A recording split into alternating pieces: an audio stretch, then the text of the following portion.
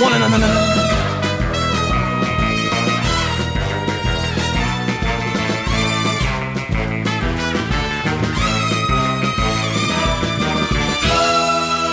Yow! Welcome to the inaugural edition of Extra Vision.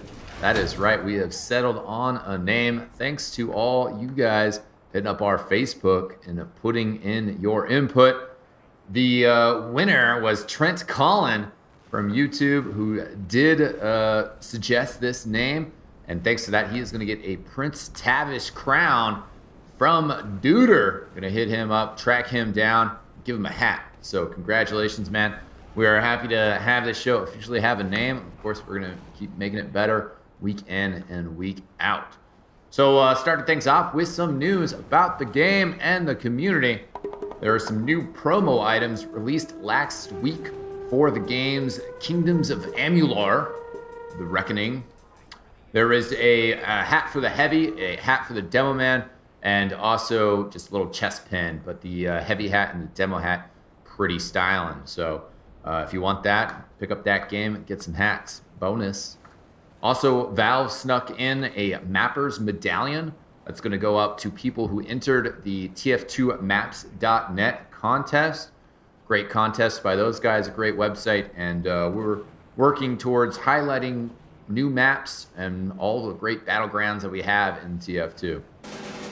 Also, our Steam Workshop item of the week is the Community Item Schema that has a lot of new paint options for items and plenty of friendly updates made by community contributors trying to do work so Valve doesn't have to. Other community news that we want to shout out, tickets that are still on sale and tickets that will be on sale soon for some upcoming local area network game events. LANs, they're going to be awesome. We are super stoked about them. PDX LAN is going to be February 17th through the 20th. I'm going to be personally attending with Carpris and Robbie from EOReality.net. And super excited about that one. It's a 4-day extravaganza. Only a handful of tickets left for that.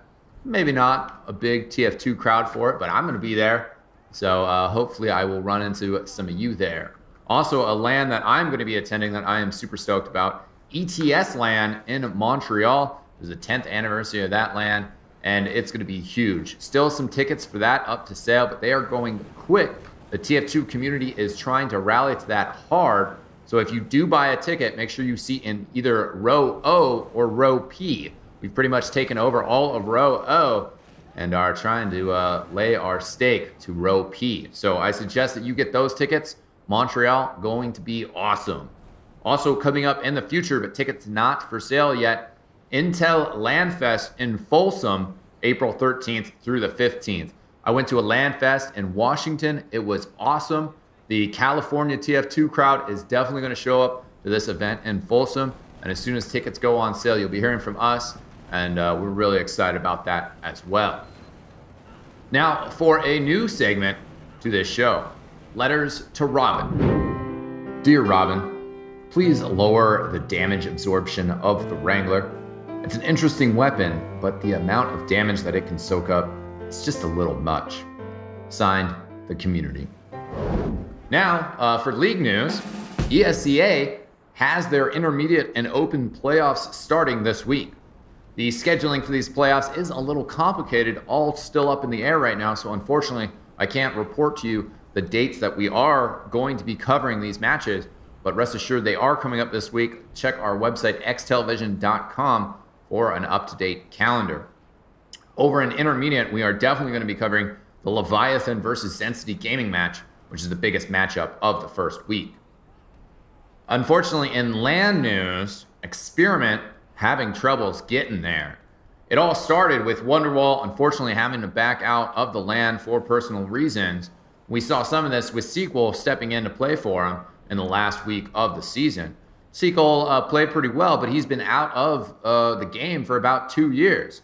This caused issues with Dante, their scout, who after the end of the season basically could not be brought in to scrim with the team. Finally, they got a hold of him, and he basically refused to play for him, saying that he did not want to go to LAN with a backup. Unfortunately, this selfish behavior has jeopardized the team and thrown them into turmoil. Seagull then, got further frustrated and was like, well, if we have to replace Dante, I don't want to go to LAN with 2 backups. Also, further complicating the issue is that while ESEA has risen the prize pot, the team is looking at a $2,000 travel bill.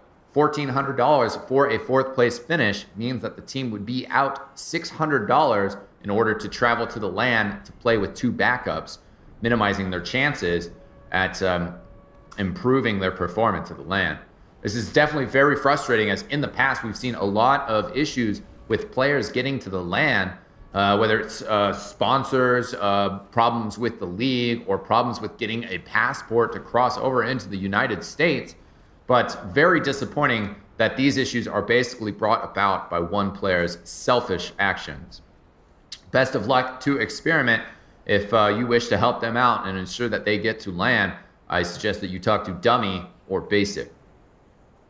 Moving on, ETF2L is starting this week. Provisional divisions have been announced, as well as the maps and how they're getting played each week.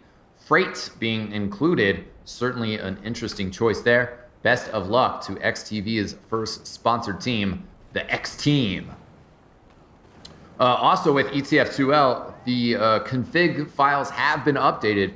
So if you run a European server with those ETF2L configs, make sure that you get the new ones. In other league news, UGC about to start off with preseason. Get right back to that in just a second. XTV milestones.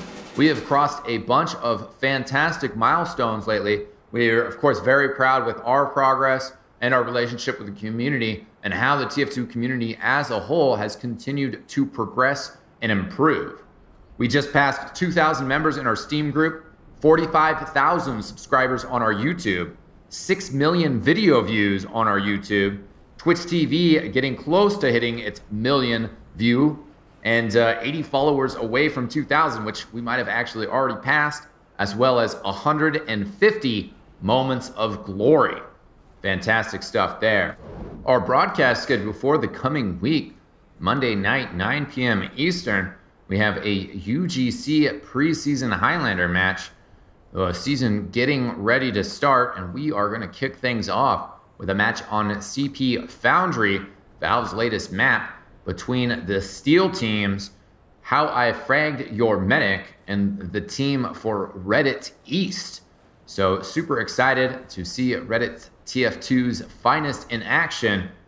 And if you don't know about him, How I Fragged Your Medic has XTV staff members Duder, Juzus, and Getsjam, among other fabulous players. So we are definitely looking forward to seeing them in action.